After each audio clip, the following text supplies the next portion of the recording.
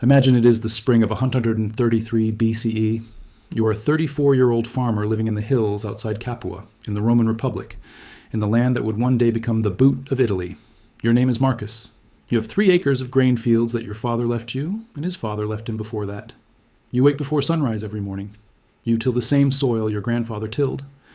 Your house is small, 2 rooms, a stone hearth, a clay jug of olive oil near the door. You have a wife, 2 children, a mule. Life is hard, but the land is yours. That is what matters. The land is yours. You have heard rumors for years that wealthy senators in Rome are buying up farmland across the Republic. You have watched year by year as your neighbors sold their small plots, sometimes because of debt, sometimes because of drought, sometimes because soldiers returned from the wars in Greece and Africa and found their farms had been seized by creditors while they were gone. But you told yourself it would not happen to you. Your land is paid for, no debt, no mortgage. The land is yours. Then one afternoon in March of that year, a man arrives at your gate. Well dressed, he speaks calmly. He tells you that the senator Publius Cornelius Scipio Nasica has acquired the fields to the north and south of your plot, and he is making you an offer. A fair offer, the man says. You refuse. 2 weeks later, the same man returns. The offer is slightly lower now. You refuse again. 3 months after that, your irrigation canal, the one that feeds your fields from the river, runs dry. Someone upstream has diverted it. Your grain crop fails. By the end of that year, you have nothing. You sell the 3 acres for almost nothing. You pack your family and your mule, and you walk the 100 miles to Rome. You will never own land again. If you have ever looked at a property listing and felt that cold, quiet sense that something is fundamentally rigged, that the people at the top always get richer no matter what, while everyone else keeps renting, keeps paying, keeps falling further behind, stay with me. What you're about to hear is not a theory. It is not an opinion. It is a pattern that has repeated across 5,000 years of human civilization, across every empire, across every language, across every economic system that has ever existed. And it always ends the same way. And if you find value in this kind of historical clarity, subscribing takes 2 seconds and keeps you ahead of what most people never see coming. Because the most important thing that happened to Marcus in 133 BCE was not personal. It was not bad luck. It was not uniquely Roman. It was the oldest mechanism in the history of human wealth. And it is still running today. This video is about land. Not stocks, not crypto, not gold, land. The asset that has dominated human wealth for 5,000 years, that has been fought over, seized, redistributed, and reconcentrated across every civilization that has ever existed. We are going to travel from ancient Mesopotamia to feudal England to famine-era Ireland to 20th century Japan and Zimbabwe. And by the end, the pattern will be impossible for you to unsee. Before we go further, there is something important to understand. Every asset class that has ever existed, gold, bonds, stocks, currencies, tulip bulbs, cryptocurrency, shares one fundamental weakness. Supply can change. If gold becomes more valuable, miners dig more of it. If a stock becomes popular, companies issue more shares. If an economy needs more money, the government prints more of it. Supply responds to demand. That is how normal markets work. Land does not work that way. You cannot manufacture more of it. You cannot print more of it. The surface of the earth is fixed. There are roughly 149 million square kilometers of land on this planet. That number will not change in your lifetime, or your children's lifetime, or their children's lifetime after that. Economists call this inelastic supply, which means the supply does not change no matter how high the price rises or how many people want it. Think of it like seats on the last flight out of a city before a hurricane arrives. There are only 200 seats on that plane.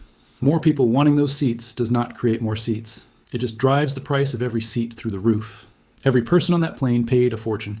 Every person left on the ground got nothing. That is land.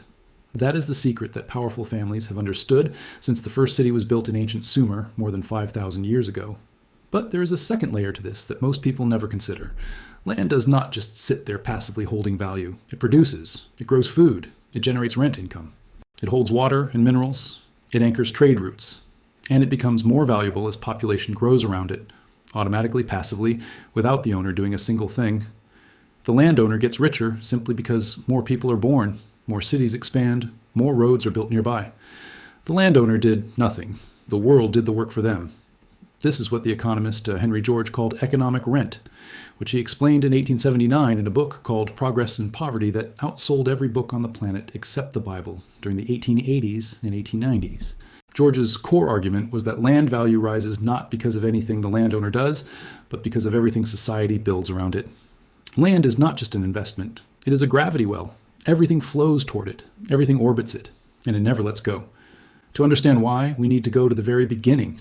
Not the beginning of capitalism, the beginning of civilization itself. In the river valleys between the Tigris and Euphrates rivers, in the land that is now Iraq, archaeologists have found the oldest written records in human history. These are cuneiform tablets, small clay tiles pressed with a reed stylus and baked hard. They are roughly 5,000 years old, and a remarkable number of them are not poetry, not prayers, not astronomical records. They are land contracts, rental agreements, records of who owns which field, measured in units called eku, and what rent is owed to the temple or the palace at each harvest.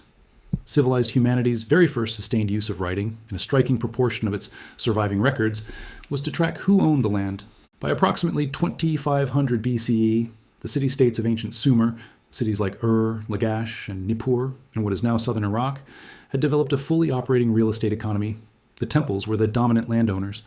They functioned like a combination of government, bank, and property management company rolled into one. They owned the irrigated farmland surrounding each city, and rented it to ordinary farmers in exchange for a portion of the harvest, typically between 1/3 and 1/2 of everything the farmer grew. Think about what that meant in practice. A farmer would work the entire year, planting, irrigating, weeding, harvesting, in the brutal heat of southern Mesopotamia. When the harvest was done, a temple administrator arrived and took between 1/3 and 1/2 of everything on the threshing floor. Not money, grain, wool, dates, oil. In a good year, what remained was enough to eat and store a small reserve against drought. In a bad year, it was not enough. And when it was not enough, the farmer borrowed from the temple, which also served as the local bank, at interest rates that ancient Sumerian records show were typically around 20% per year. The cycle was almost impossible to escape. You farmed the land but did not own it. You paid 1/3 to 1/2 of everything you produced in rent. If the harvest failed, you borrowed at 20% from the same institution you were renting from. Within a generation or two, the debt compounded beyond anything a farmer could repay. Entire families fell into what the records call debt bondage, essentially enslaved their labor and their children's labor belonging to the creditor until the debt was settled, which it rarely was. The Code of Hammurabi, written around 1754 BCE in Babylon, included a provision allowing a king to periodically cancel agricultural debts and restore forfeited land. This royal decree was called an andararum, a release, a liberation. Historians believe it was a forced economic reset, carried out because land concentration and debt bondage had grown so extreme they threatened the stability of the state.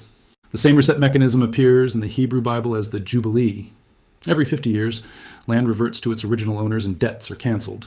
Whether or not this was ever fully practiced, the fact that it was written into law tells you something profound.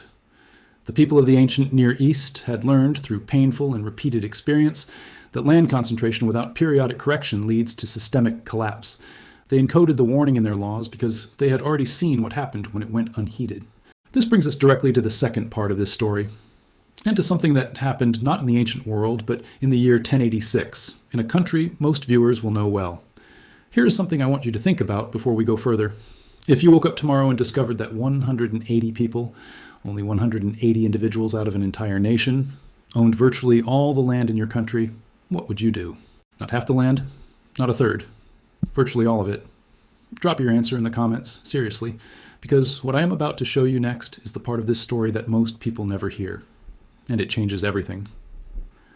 In the autumn of 1085, King William III of England, the man history knows as William the Conqueror, ordered the most comprehensive economic survey ever conducted in the medieval world. His commissioners rode into every county, every village, every farm in England and recorded in meticulous detail who owned what. The survey was so thorough and so final in its judgments that the English called it the Domesday Book, the Book of Judgment, named after the Day of Doom, because there was no appealing its verdict. It was completed in 1086. What it revealed is one of the most striking examples of land concentration in all of recorded history. When William invaded England in October 1066, he did not simply conquer the country politically. He reconstituted its entire property system from the ground up. All land in England now belonged ultimately to the king. Every nobleman, every church, every bishop held their land as a tenant of the crown. And what William did with that power was to distribute virtually the entirety of English land to roughly 180 Norman barons and to the church, now controlled by Norman clergy loyal to him. 180 men, in a country of somewhere between 1 and 2 million people. These 180 individuals controlled the land that everyone else in England lived on, farmed on, slept on, and died on. Ordinary Anglo-Saxon people, who had lived in England for generations, became what the Domesday Book called villains.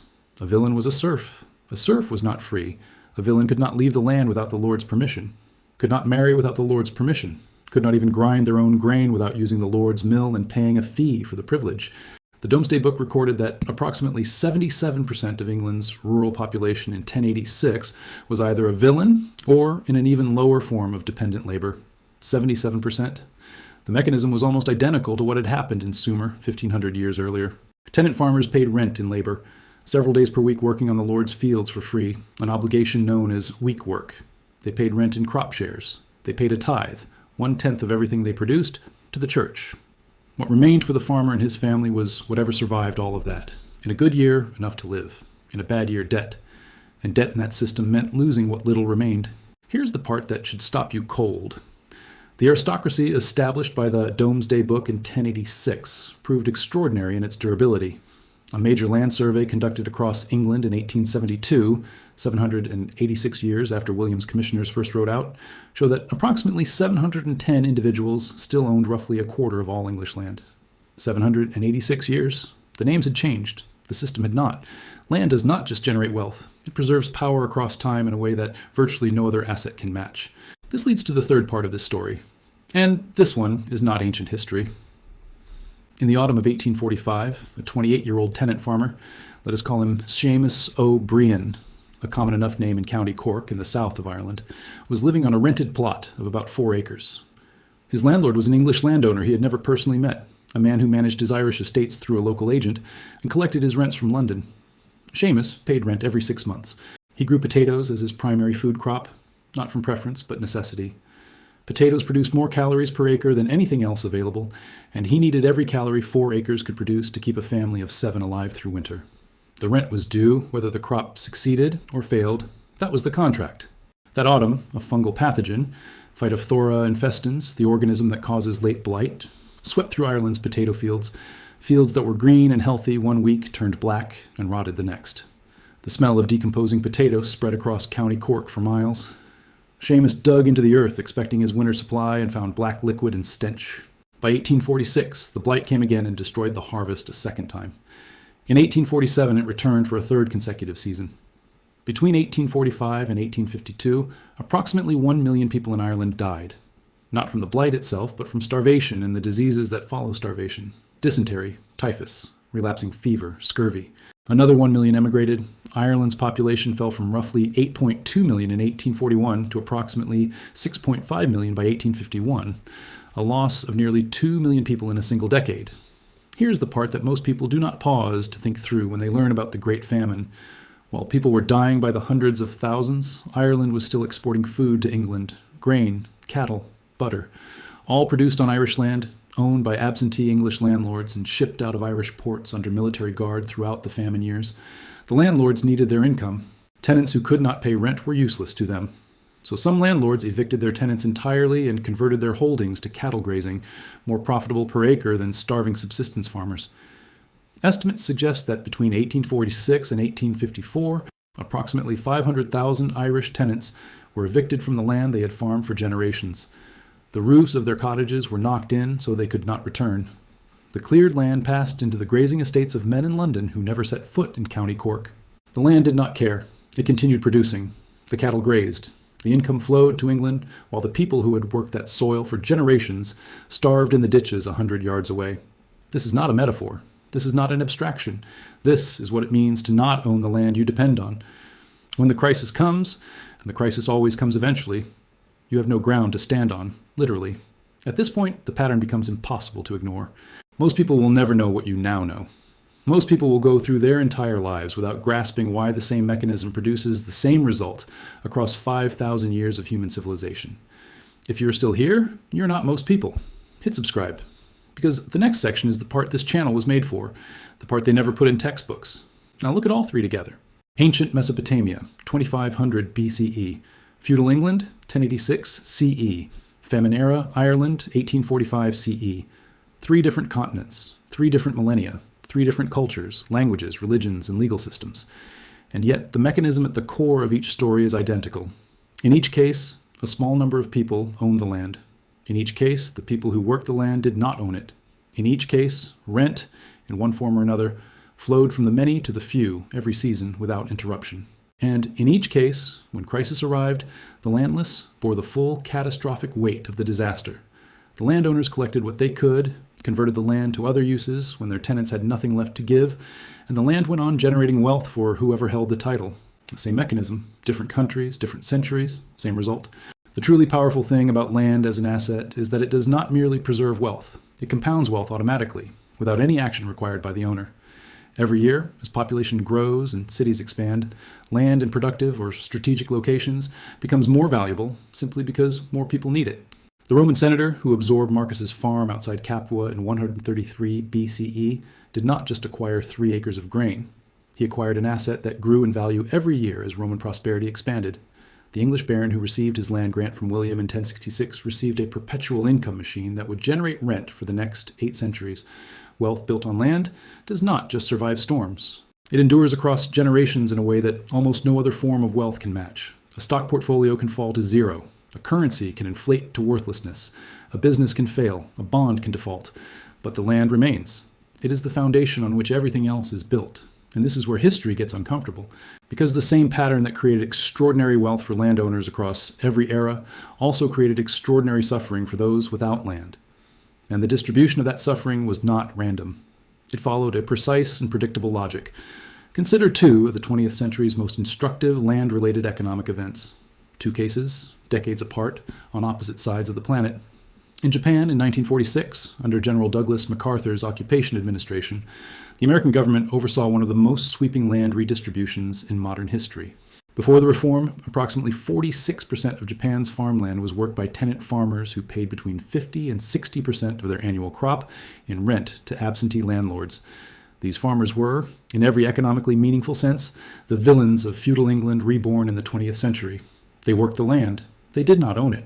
Between 1946 and 1950, MacArthur's administration forced the sale of approximately 2 million hectares, roughly 5 million acres, from landlords to the tenant farmers who worked it, at prices so far below market value that it amounted to a near total wealth transfer.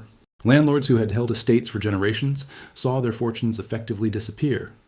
But the former tenant farmers owned the land they worked for the first time in their lives, in many cases the first time in their family's history across many generations. Historians widely credit this reform as central to building Japan's post-war middle class and fueling the explosive economic growth of the 1950s and 1960s.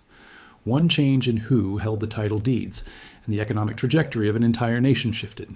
Now observe Zimbabwe beginning in February 2000, when President Robert Mugabe launched the fast-track land reform program. The grievance behind it was historically real. Approximately 4,500 white commercial farmers owned about 70% of Zimbabwe's most productive agricultural land. The injustice was not imaginary, but the implementation was catastrophic. Farms were seized and distributed to political allies and war veterans with no farming experience. The commercial expertise that had made Zimbabwe the breadbasket of southern Africa collapsed almost overnight. By 2008, Zimbabwe's GDP had fallen by more than 50% in 8 years, and hyperinflation, prices rising so fast that money loses value before you can spend it, reached levels almost without parallel in modern economic history. The Reserve Bank of Zimbabwe printed a $100 trillion banknote. It was effectively worthless. Who paid the price? Not the political elite who received the farm titles, not the foreign investors who had moved their assets offshore years earlier. The people who paid were ordinary Zimbabweans, teachers, nurses, pensioners, small business owners, who held their savings in Zimbabwean dollars. Those savings were wiped out entirely. The land changed hands, production collapsed, the currency collapsed with it, and the people with no land and no hard assets had nothing left to fall back on.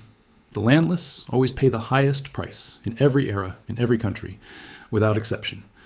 The question is not whether this pattern will repeat. History has already answered that. The only question is whether you will see it before it sees you.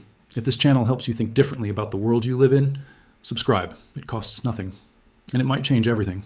The historical record is not a financial advisor. It cannot know your personal circumstances, your income, your risk tolerance, or your stage of life.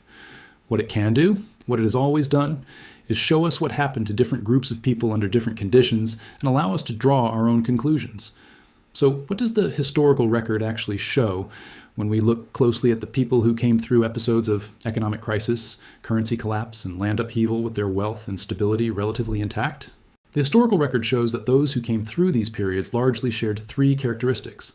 The first was a deep understanding that paper wealth, money, bank deposits, government bonds, account balances, is a promise made by an institution.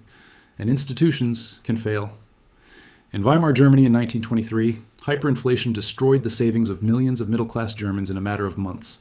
A loaf of bread that cost 250 marks in January 1923 cost 200 billion marks by November of the same year. But those who held real property, houses, farmland, urban buildings, found that those assets survived. The buildings were still standing. The farmland still produced. The paper was gone, and with it, the life savings of an entire class of people who had done everything right by conventional standards. German families that owned property in 1923 were still wealthy in 1925. Professionals and civil servants who had saved carefully in government bonds were destroyed. The second characteristic was patience. Land is not a short-term trade.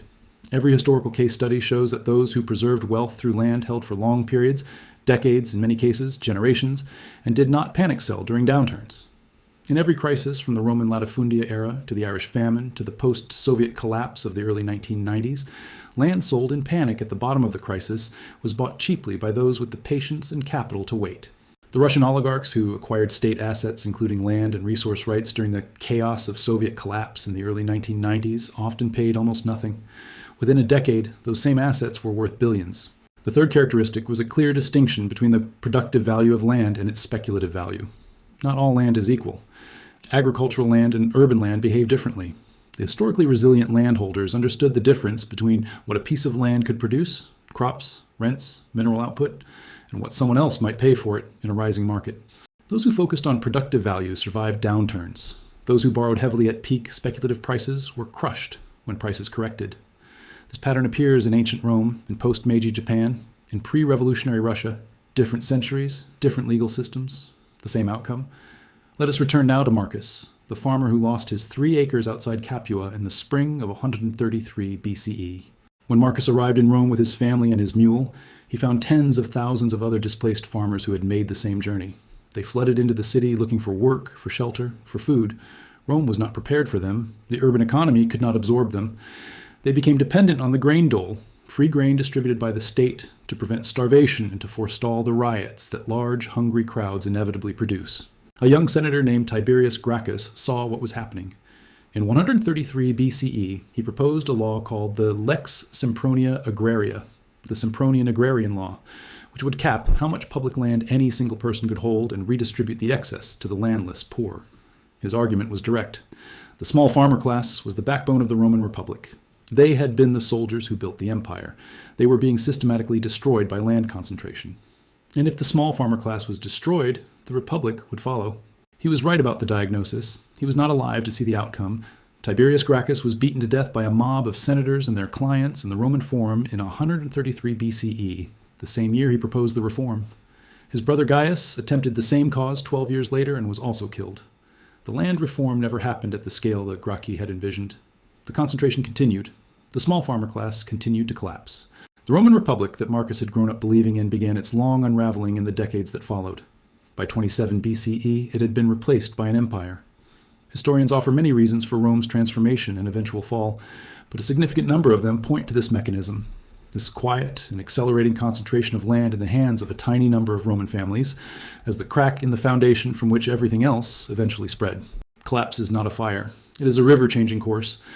The channel shifts slowly, almost invisibly, and by the time everyone notices it has moved, the old banks are already dry.